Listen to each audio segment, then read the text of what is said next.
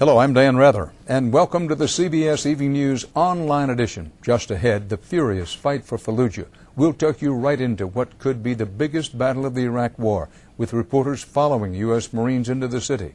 Also, possibly good news for African Americans with heart failure. An experimental new drug could help. We'll give you the inside story. And sexual harassment in the workplace. What do women really face? CBS's special Eye on America series, Women's Work, begins tonight, and it's all starting now on the CBS Evening News online edition. The fight for Fallujah is on. Weeks of warnings, troop buildups, airstrikes, and civilian evacuations climax today with an all-out attack. Thousands of U.S. Marines and Army troops, plus Iraqi special forces, launched Operation Phantom Fury, likely to be a tough house-to-house battle against a dug-in enemy.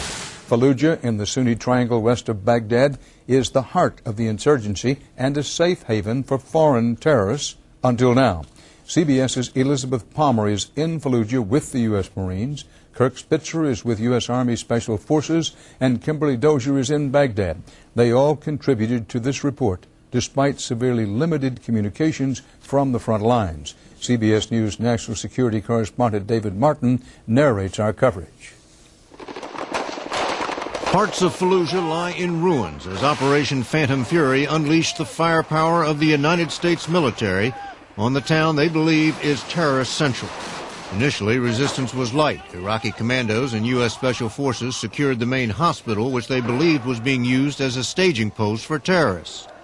But after the Iraqi commandos raised the new national flag, the insurgents opened up with a devastating attack. CBS News reporter Kirk Spitzer was there. The fighting that I saw this morning was remarkable for both how long it went on and for the devastating firepower the Americans brought to bear. It's not clear how many fighters the insurgents might have lost, but the long line of flattened and smoking buildings along the Fallujah riverside suggests that the toll was not light. CBS correspondent Liz Palmer reports from the battlefield. These men believe that the battle for Fallujah will be decisive for the future of Iraq. As one Marine said, it's either the beginning of the end for them or the beginning of the end for us. Call him and ask him, do you want a fire for effect or do you want continuous smoke? Ask him. God damn, that was a loud one. What do you think about the fight? I feel bad for them, but they brought it on themselves. The battle for Fallujah is shaping up to be the toughest fight American forces have faced, not since the invasion of Iraq, but since the Vietnam War. For many of these young Marines and soldiers, it's their first taste of combat, and the adrenaline is pumping. We're going to stay until it's done. Either we kill them all, or we drive them out, we fight them out in the open, or we find them in another town, but we're not pulling back. The dirty business of urban warfare began as the main force entered Fallujah. Nobody realistically expects Abu Musab al-Zarqawi to be found behind one of these doors. He's most probably fled to fight another day. And that means the fight for Fallujah won't be the last battle for a stable Iraq. David Martin, CBS News. It could be a turning point not only in treating heart failure, but for the overall approach to developing medications. Doctors report success today in saving lives with a heart drug tested on a specific group of people, African Americans. CBS's Wyatt Andrews gives you the inside story. Carol Proctor, a 61-year-old heart failure patient, did not know he was making medical history. He did know his heart medicine improved his life. What was better about being on that drug? Be able to do things that you couldn't do before, like walking, riding a bike, spending more time with your grandchildren. Which is why the heart drug he took, Bidal, could soon become the nation's first black drug. Today, researchers announced that Bidal, which never worked in the general population, worked spectacularly in African Americans. We saw a 43% improvement in survival, a 33% decrease in hospitalization rate, and a significant improvement in quality of life. The drug's maker, Nitromed, does not claim that Bidal can't work in white or in Asian heart patients, only that it does work in blacks who suffer far more heart disease than whites. One size doesn't fit all, and we have to understand the different risks and benefits for different populations. But could this launch an era of medicine in black and white? Critics warned that race-only drugs, which might be good therapy, could also feed the disease of racism. It's a message that translates into saying there's a biological basis for race. African Americans are inferior to other groups, ethnic and racial groups. Ethnic medicine or not, Carol Proctor is for it. Most of the black people have the heart condition more than whites. So really, it is a chance to make things better for some blacks. Approval for Bidal as a heart treatment for African Americans is now up to the FDA, but is expected by early next year. Wyatt Andrews, CBS News, Washington.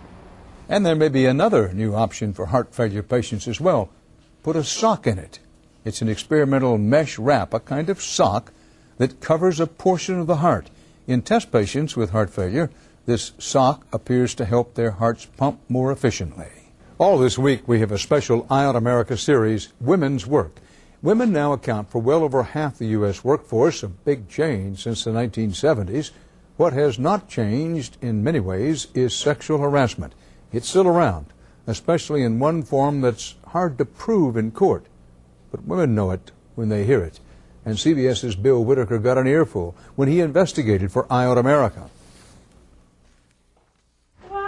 Laurie says she's a typical American working woman. She has children, grandchildren, and she's been sexually harassed. The comments were pretty graphic. From the factory to the office, reports of sexual harassment are up, but working women say the statistics don't begin to tell the story.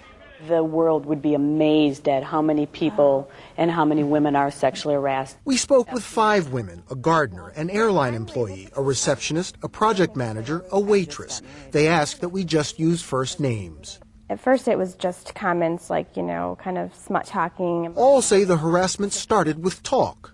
Talk, which got worse and worse. And all say it's a fact of life for working women. You're supposed to almost put up with it. It's done all the time. What do you say to the guys who would say, oh, come on, it's just talk? I'm not a sensitive person. I was a bartender before I worked in an office. It's not just for fun, or it's not just smut talk. It's scary. These women aren't talking about crude guy talk or even sexually tinged office humor. What they mean is graphic, unwanted sexual language directed at them. When somebody's telling you that there's things that they would like to do to you, which way they would like to do it, where, that's crossing the line. He would make reference to, let's have sex in the hot tub, or, let's pull over to park and have sex in the car. And why didn't you speak up? Women fear retaliation. They know you need your job, and they use that power to intimidate you. I reported it to a supervisor who I thought was going to take care of the situation, and I ended up getting suspended. In fact, all 5 women were fired or suspended after finally complaining. So now they're taking their complaints to the courts. Is it hard to prove sexual harassment?